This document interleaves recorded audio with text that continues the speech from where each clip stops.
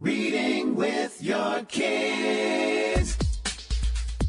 Hey, so great to see you. Come on in. What's that over there? It's like, it's really cool. I like the way that's shining. And, what? Oh, look at that book. I haven't read that book. I should check that book out. And, I'm supposed to be doing a show.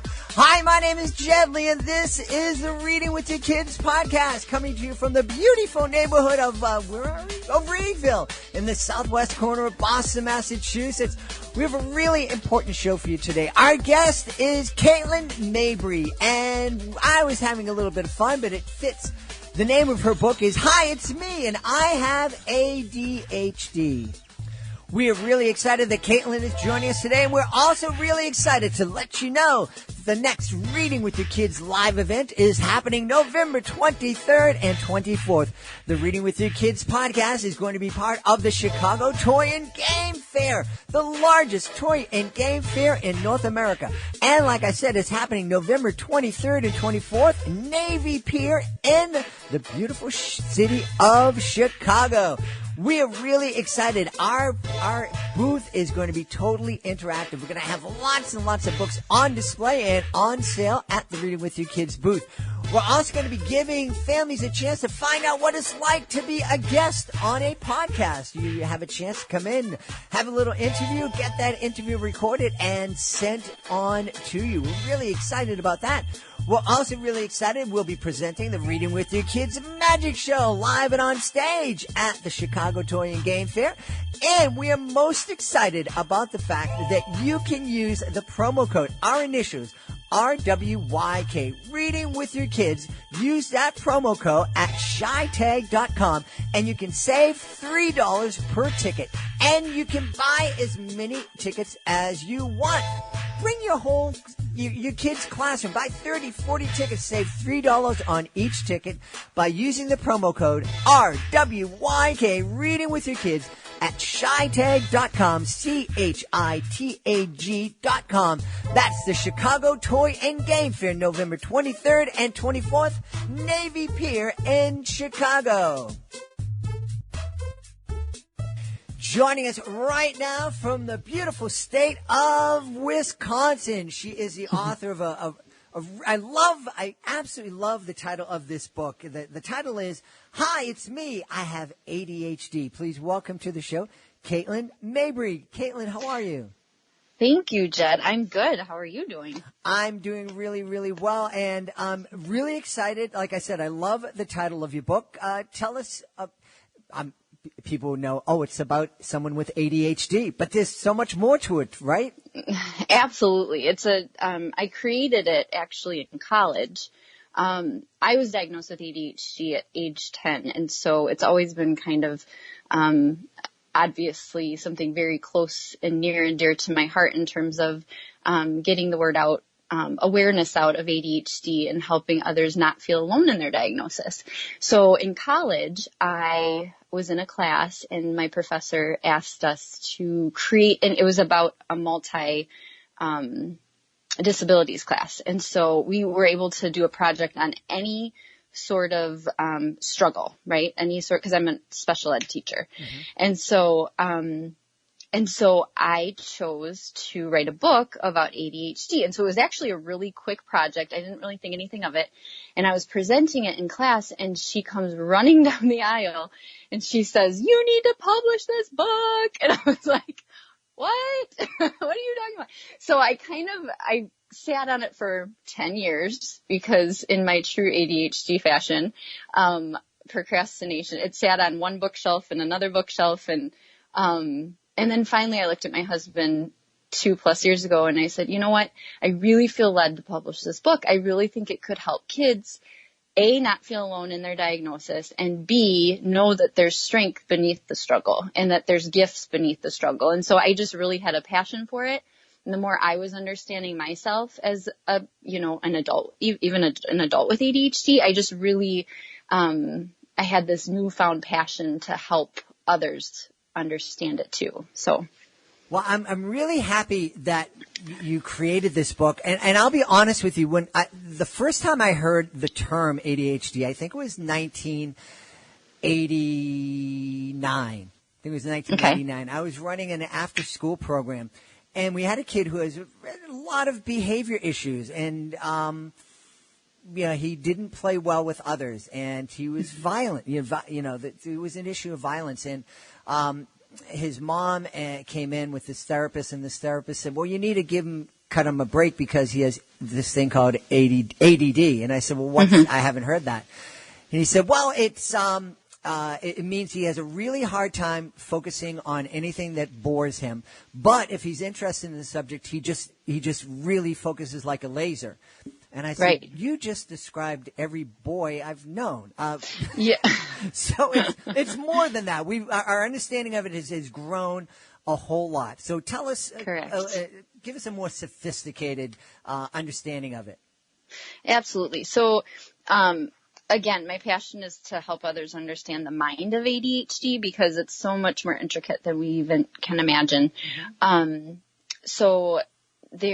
I like to think of it as neurodiversity. Mm-hmm. Our brains just work differently. And yes, there's a delay. There's actually, a lot of people don't know this, but there's about a 3-year delay in it. So say there's a kiddo in your after school program who's acting a certain way. Well, they're 3 years behind in, what's called the, I know I'm drawing a blank on the name of course, my working memory is my biggest struggle.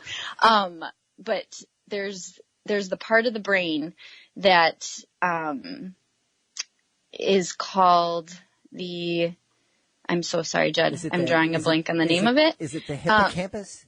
No, okay. It's the executive function. Okay. The executive function part of the brain.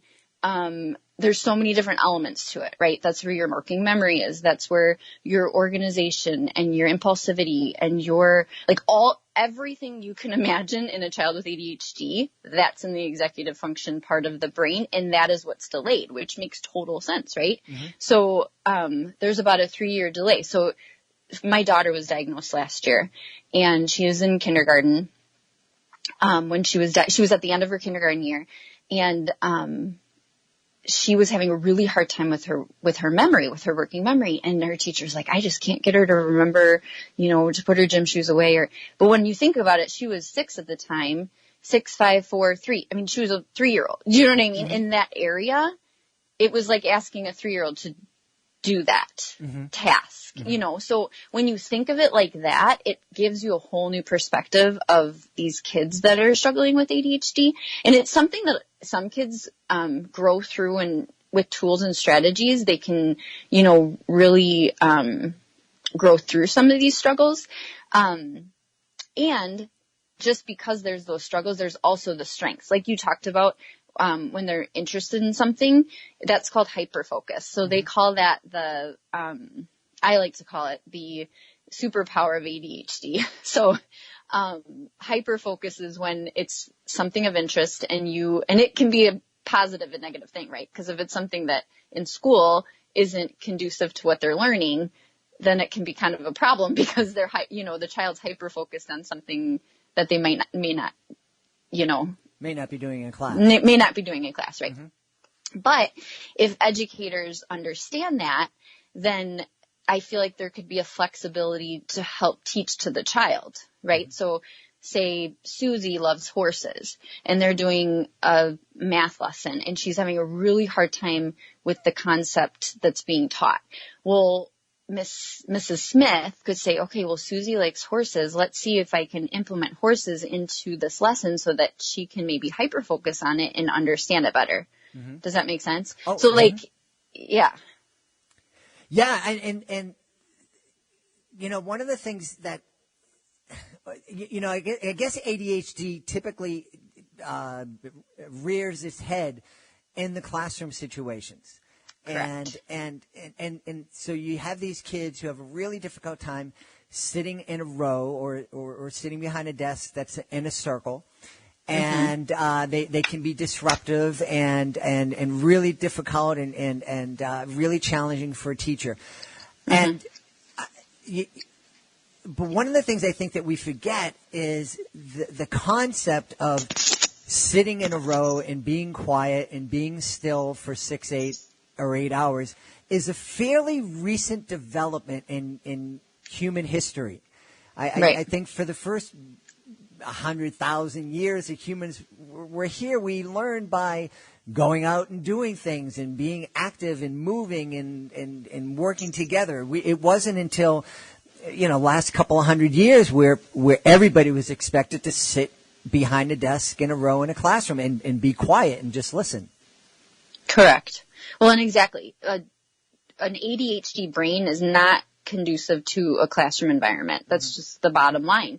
And so, but what's happening is these kiddos are in this environment and they're feeling inadequate because they're being asked to do something that their brains don't naturally do, And so it's like telling a person who's blind, okay, walk across that street, but I'm not going to give you anything to use. Or a person with hearing loss. Okay, I need you to hear the birds that are chirping, but I'm not going to give you a hearing aid. These people need tools to succeed in life, right? And they need tools to function in their environment, right? So it's the same thing with kids with ADHD. They're expected to live in this environment, this classroom environment, yet a lot of times aren't given the tools that they need to succeed in it. So what are some of the tools that kids need, other than a teacher kind of discovering what is that hyper focus for that child and working that into the lessons, which is an awesome thing, and hopefully teachers are out there are doing that. But what are some of the tools that we can share with our kids that can help them succeed more and become happier in classrooms? Absolutely. So I always say it's interesting because I do teacher development trainings and I also do motivational speaking engagements at schools. And a lot of times teachers will be like, okay, I want almost like a cure-all, But the bottom line is every child with ADHD, as much as we have similar brains and we have a lot of similarities, we're all very different and different things work for different children and even up and through adulthood, And so, a few things that are similar, though, in terms of things that work is being active. So giving kids the opportunity to move and get those endorphins moving and get those natural things moving in their brain so that they can focus a little bit better. So for me, exercise and coffee are like my two self-medications. As long as I exercise, I can focus and be productive. If I don't exercise, I feel like my head's in a fog. Yep. So that's my personal experience. And that goes all the way down into when a child's first diagnosed, allowing them to move. I tutor a boy who has ADHD and he loves soccer. So I have a soccer ball there and we have brain breaks. Every so often when I'm working with him, he gets up and he just kind of manipulates the soccer ball back and forth in the room, Yep. And then he's able to sit and work with me again. So I think that's a really big one. Katelyn, my wife's been a special needs teacher for 32 plus years. And she recently was a part of a delegation that went to Finland to observe some of the best schools in Finland. And that was one of the things that struck her was that every class, every 45 minutes, the kids had a 15-minute break. And so it was like a short little recess. And meanwhile, back in her school, if the kids get a recess, they're lucky. Right. And she's like, it works so well. And I'm like, you should just implement it in your class. We won't tell anybody. Exactly. I love it. No, absolutely. I think it's way more powerful than we even imagine. And I think some teachers think, oh, well, they get gym or they get this, but it needs to be way more than that. It needs to be, and like I said, I totally believe in teaching to the child. When you see a child's at frustration level, things need to just be set because you're going to lose them. You're going to lose. They're not going to be learning. They're going to be frustrated. The teacher's going to be, it just gets to this level of this unnecessary level. Right. And like you said, like your wife saw in Finland, I think if we just simply implemented those, what I like to call brain breaks, yeah, I think that's super powerful. Another thing, fidgets are more, helpful than we even think. Like sometimes teachers like, oh, they're kind of distracting or, but I've read research articles that have shown kids who are able to appropriately fidget with something that works for them, every child's different, they're able to focus on, even if they're not looking up, they're able to focus on what's being said more than if they're forced to sit with nothing, So even putting a strip of something on a child's desk or giving them something tangible. I found these really cool zipper bracelets that are quiet, but they can zip them back and forth while the teacher's doing a lesson, So those simple strategies are really doable in classrooms, I feel. And then another thing is music. So music has been proven to help kids with ADHD's minds get to a more calm state. And so I actually just I just had a call with a man who writes music. It's called ADHD Lullaby. And super cool. So and he's like, it's not even just music. It's about like the sound waves and how it helps the brain calm down so that it can focus, So, again, I actually work with a 15-year-old boy who, has ADHD and he struggles with it pretty bad. But when we're working on tutoring sessions together, he has headphones, and every time I give him a task, I allow him to listen to music without words, and he's totally engaged in what he's working on. So those would be, and there's so many other strategies. There's visualizations, or there's visuals that you can give kiddos. My daughter was having a really hard time with her working memory. Her teacher, I went back and forth with her through emails, and we realized that she needed some visuals to help her remember. So her teacher was awesome. She came up with a folder, just a really simple folder that had almost like a little checklist for Elena to check off before she left for the day. Those 3 things needed to be in her folder. So, yeah, those are some simple to apply strategies that people could to work towards. But like I said, it's very individualized. So, if there's a specific need, I like to give specific, tool and strategy ideas too. Well, that's one of the things that is so frustrating, I think, when looking at the educational system. And, now that I'm almost 100 years old, I can look back and, I was probably a very annoying child to have in middle school. And, my teachers figured out a way to deal with me. There was a certain amount of work that I'd have to do, and I could get through it in 10 or 15 minutes. And so they'd say, well, then you can go down to the library and create. And we would, there were a couple of us, and we would go down and create movies and create what we called tape radio, what they would basically podcast. But it was a way to get us out of the classroom, so we weren't disrupted, because I'm sure I was very disruptive. But I think it's important. I think for every teacher to kind of understand that, we hear this term neurodiversity, and I think we're this is like a new label we're putting on certain kids. But the reality is every single person is neurodiverse from each other. Yeah, absolutely. Yeah.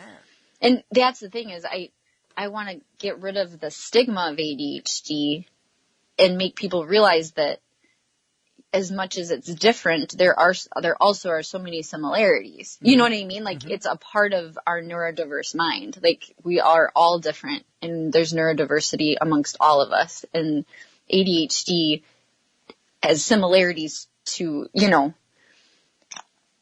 characteristics that are similar. But the bottom line is we're all different, and we all need adaptations in order to succeed. And another thing I really wanted to bring up, Jed, was how important it is to find, for educators and parents and peers, to see the gifts and the strengths beneath the struggles. Because so often I think that the struggles are talked about and the struggles are addressed, and then a lot of times kids become their struggles. Like I mean, just even as an adult, I'm still working on not allowing my ADHD to define me, but to find the gifts and the strengths beneath that diagnosis and realize what my purpose is and what, what I'm here for, what my passion is, and realizing that my passion's so much deeper because I've had the struggles, you know what I mean? And so like that awareness, I feel like is another thing that I feel like a lot of times my parents would just kind of put it under the rug. Like, oh, we don't want her to think there's something wrong with her, so we're just not going to talk about it. But now I realize that being more aware of it is actually really healing and sets me up for growth. Sure. Understanding is just such a huge gift I think we can give ourselves. That whole knowledge is power. And Well, as you're talking, I'm, and there's so many things going through my mind because I probably have ADHD. But I understand the struggles that families have. I understand the struggles that teachers have because, I want my kids to succeed, but there's also, I have this curriculum that was given to me by the school district, and they say I have to do X, Y, and Z, and I really can't do X, Y, and Z with this kid. I need to do M and P in addition to X, Y, and Z. And then I'm thinking of our really elite athletes and our elite musicians and our elite dancers. They're trained in a completely different way. A coach will sit down and look at an athlete and look at their skills and their weaknesses and help the athlete with that and help them develop. The same thing with the dancer, the same thing with the musician. And it would be wonderful, I think, if teachers had the ability, the support, and the freedom to kind of sit down with each one of their students and look at their strengths and their weaknesses and teach to the kid. Instead of we hear people talking about teaching to the test. We need to understand that every single person is neurodiverse. You might have a kid with ADHD, and then another one has a kid with ADHD, plus his family is going through divorce. And so there's all these things that are going on, and each one of those need to be addressed. Absolutely. Yeah. Well, I guess one of the questions that I've loved giving to authors who are also educators is if I handed you a magic wand and you could use that to change the education system in any way, what would you do with it? What would you change? Well, actually, just what you were talking about. I would make it so that every child is seen as an individual and taught to based on their strengths and based on, what they're capable of, and at their level, like meet a child where they're at. I think that's where I would, really wave my wand to, because the whole teaching to the test thing just gets under my skin, especially as I was never a good test taker. So I think, I would probably wave my wand and get rid of testing, honestly. Yeah. I think that's the bottom line. And I'm hoping that my book will be a good resource for teachers to start having those conversations. That's one of the biggest values of it is, it's a tool that teachers can use. So now, when you wrote the book, did you write it for children or did you write it for teachers or for families? Well, it's really interesting. It's actually kind of all of the above. I originally wrote it for children, so they didn't feel alone in their diagnosis. It's very rhythmic. It's very easy to understand, and you can connect to it as a reader very easily. I had a mom that bought 2 books because her son wanted a copy at home and a copy in the car because he wanted to keep reading it because he said it was the only thing that understood him was this book. And that was, stories like that's tugs at my heart, and I'm like, this is why I wrote it, and another mom said that it sparked some amazing conversation that she's never had with her daughter. A social worker said that it was the best session she's ever had was using my book. A teacher said it was the best conversation that her class has ever had. So hearing that feedback just really gives light to the fact that it's a resource for all. It helps peers understand their friends. It helps parents understand their children. It gives them a tool to really talk to their children about how they're thinking and feeling, because it puts it into words, you know, because how many times do we hear, oh, how are you feeling? I don't know. Or, you know, like it's hard to put into words what you're thinking and feeling sometimes, especially as a smaller child. So it kind of does it for you, you know? Yep. And so I would say all of the above. It's helpful for teachers, parents, peers, and anybody in the field that's working with kids with ADHD.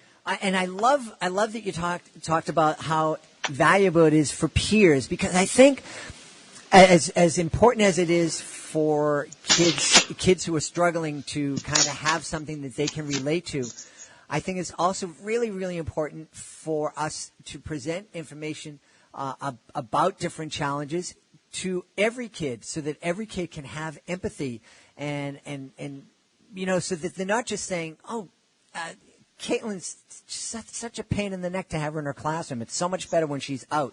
To have that, you know, kind of give kids a chance to kind of live in Katelyn's place, or live in Katelyn's brain for a little bit, to have some empathy. So it's like, oh, well, let's make some changes so Katelyn can be happier and more successful here in class.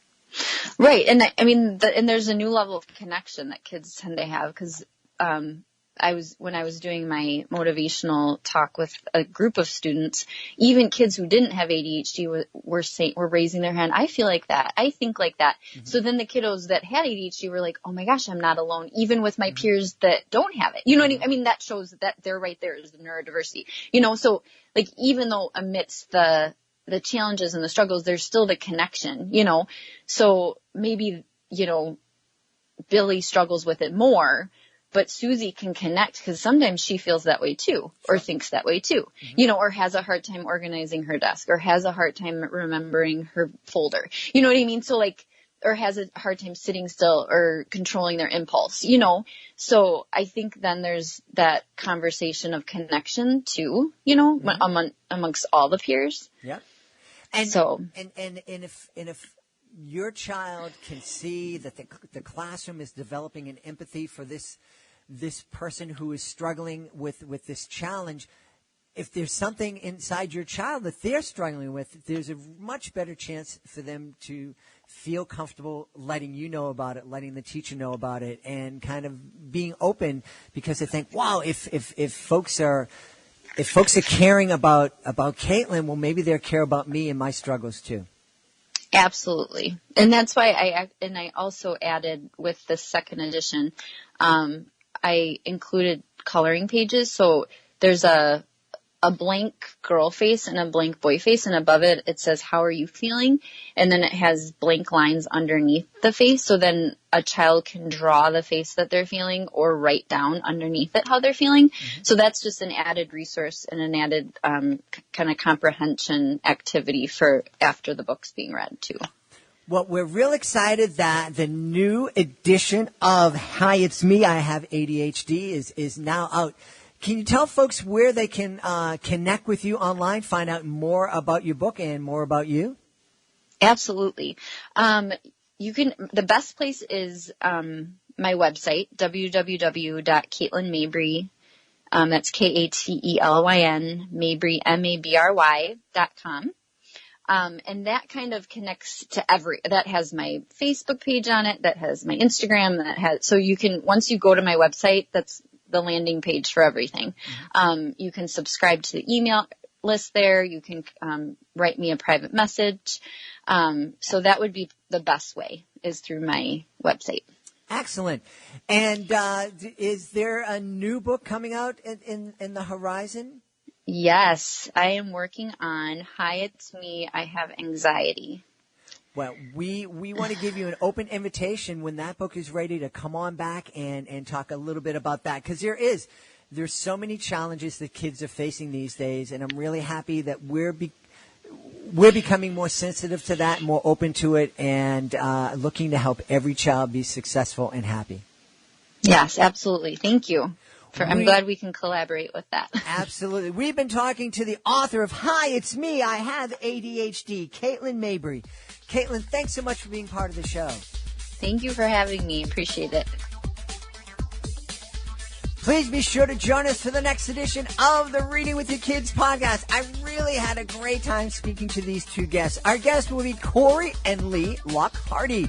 They are the driving force behind a great blog called The Tiny Activist. Like I said, I had a fantastic time speaking to them. You are going to have a great time listening. That's the next edition of the Reading with Your Kids podcast. Hey, if you are the author of a great children's book, I bet you were surprised when that first author's copy of the book came to you, whether it was from a traditional publisher or if you published independently and you received that first copy of book.